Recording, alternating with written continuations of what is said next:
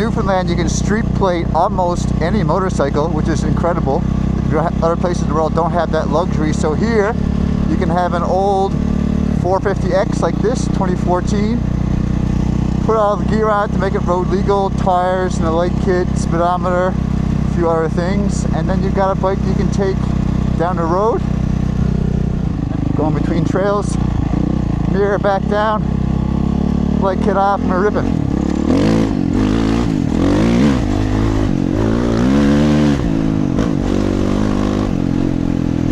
This is one of my favorite nasty trails. It's up the side of a highway, but this is a commonly traveled ATV trail. It's quite nasty. Keep your knees tight over the ice here. Keep your back wheel on line. My back tire is bald, so we're in party mode today.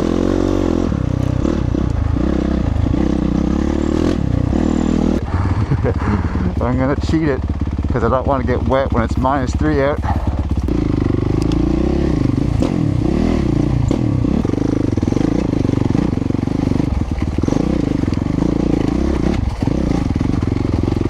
Oh yeah, she's chewing. Oh. Oh, I lost my footing on the snow. It just went right down. Putting right underneath the bike. Front tire's on the ice, back tire is slippery. So I'm weighting the bike with my body weight, let it get lots of grip in. Slip your clutch, let it use its grip and get out. Easy money. Full ice here.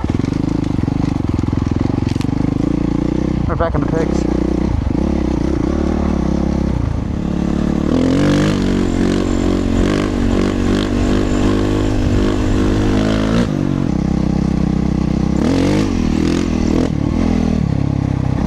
Like that, I feel like today you gotta make sure where you're putting your wheel down to. You don't want to put it down in the hole or put it down on ice.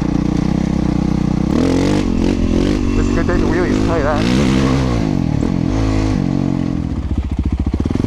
Run it out, it's been running out for a long time, but now it's soft and icy with the baby heads. It's a term for my mountain bike guys. The knees tight.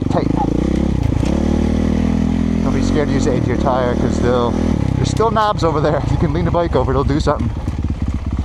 Oh, my boots are slippery, muddy. But this is a classic situation of cross running. You want to keep your tire in one of them. Don't let it go over to the next because you'll be sliding. Not too bad. But I think I'm going to have to turn around and go back up that now. Because this is going to be too icy, I would say. Not too bad. Well, actually looks like it might be easier in the wintertime with the side froze. I'm going to put my wheel right here. Give it a little clutch. Get it up on. Let your back tire chew its way up. Give it a little push. And we're through. I'm going to put my tire on the right side of this rock, maybe. Just like that. My tire in here. And I'm going to give it a little up and over that wood. Like that. And then once I'm up, I can just pull it up. Don't make it hard on yourself. Unless you're Billy Bolt, you don't need to do everything on the back wheel with your feet on the pegs. You can lift your bike up and live to die another day.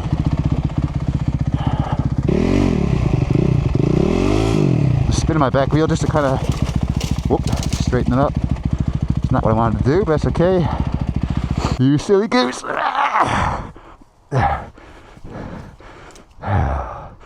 Shyster. Yep.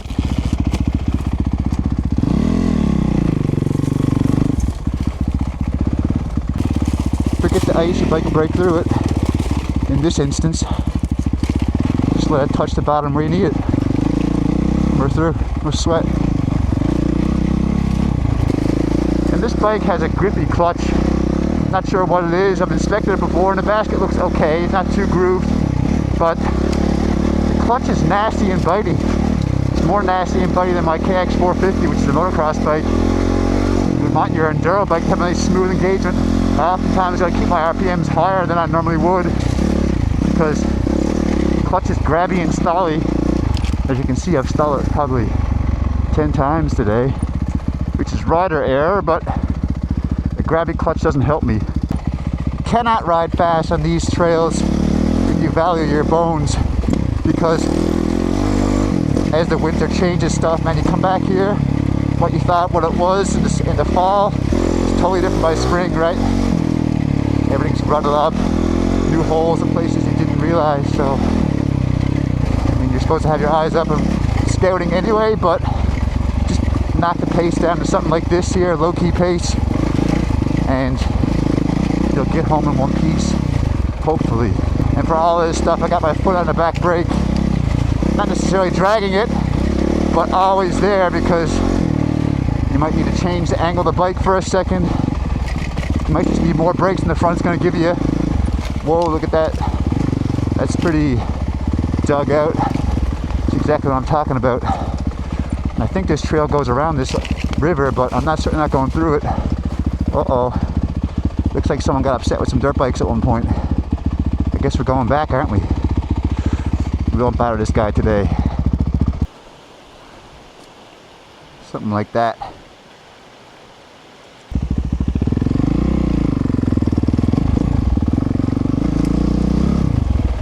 You know, I hope I'm not preaching to you too much as I'm doing this, but mostly it's a reminder to myself, because I'm still a new rider. Well, not new, but amateur, I suppose. So I'm trying to always remind myself, body positioning, keep your eyes up.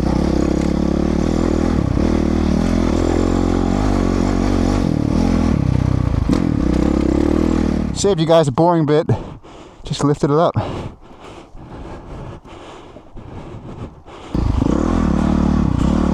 Now we just got the fun part left, hill climb.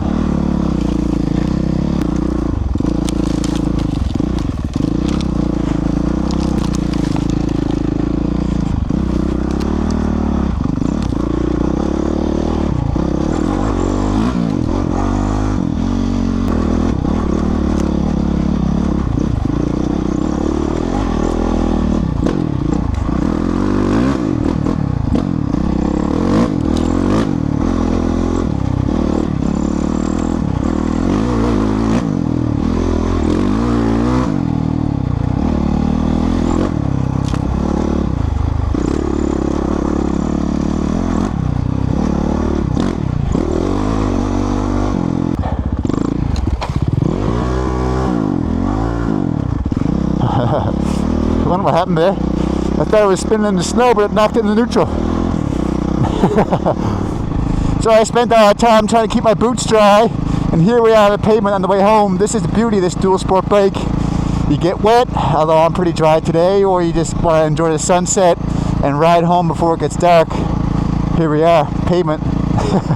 This is an audio test for me, and hopefully maybe you got something out of it, got a little bit of enjoyment. Tell me what you thought in the comments.